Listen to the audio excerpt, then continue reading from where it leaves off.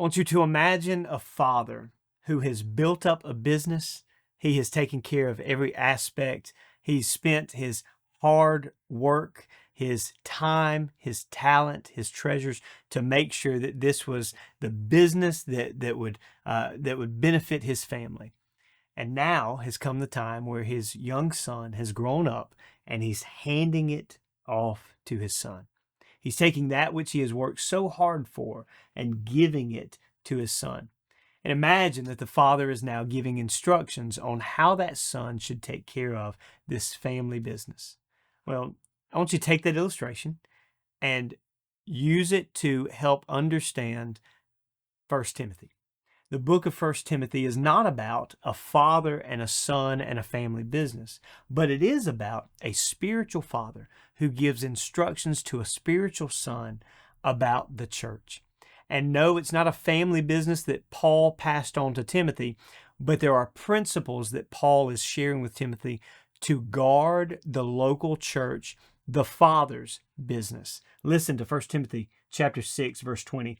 O Timothy, guard what has been instructed to you, avoiding worldly and empty chatter and the opposing arguments of what is falsely called knowledge, which some have professed and thus gone astray from the faith.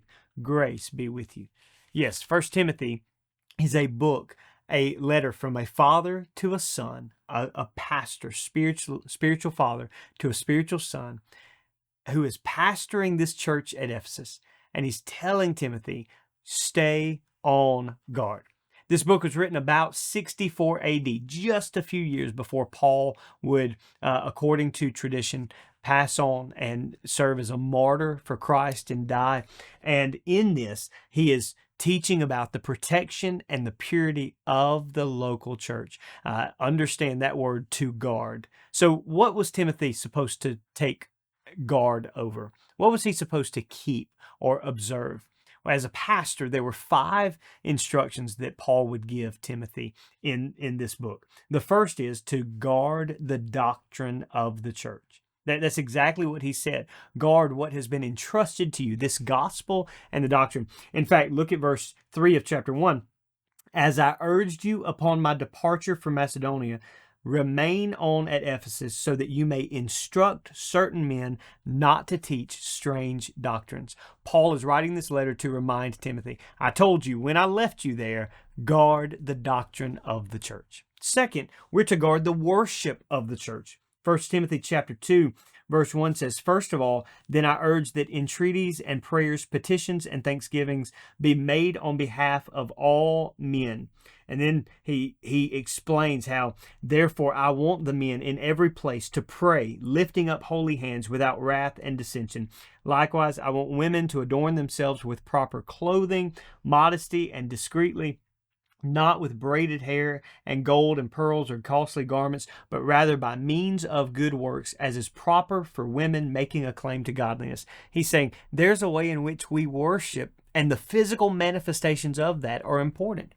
Guard the worship of the local church. Third, he encourages Timothy to guard the leadership of the church. Chapter 3 is this famous section of overseers, elders, pastors, and deacons. You have the qualifications and the characteristics of the pastor.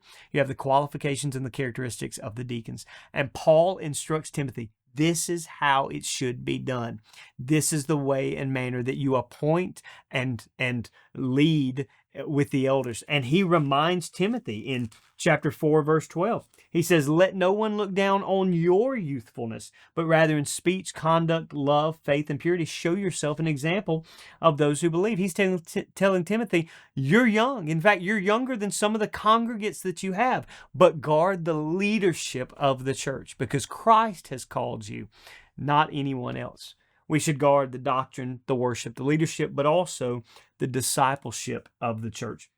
Chapter 5, verse 1 says, do not sharply rebuke an older man, but rather appeal to him as a father, to the younger men as brothers, the older women as mothers, and the younger women as sisters, in all purity. He's going to give an implication there of what he would later write to Titus in Crete, that there should be an aspect of discipleship. You grow as you are taught, mentors taking along younger generations and training them up. He says, guard that discipleship. And then finally, we should guard the witness of the church. When you look at 1 Timothy chapter 6, he says, again, verse 20, O Timothy, guard what has been entrusted to you.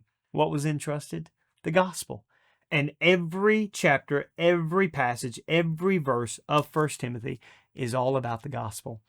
Paul is, again, this father turning to his son and saying, I'm entrusting this to you. Why? Because the way that you guard the local church will show how you guard the gospel. And the gospel of Jesus Christ is the only hope for the world. It is this gospel that saved Timothy as a young man, and it's this gospel that would sanctify him as he grows to be a great pastor. That's why 1 Timothy is worth the read.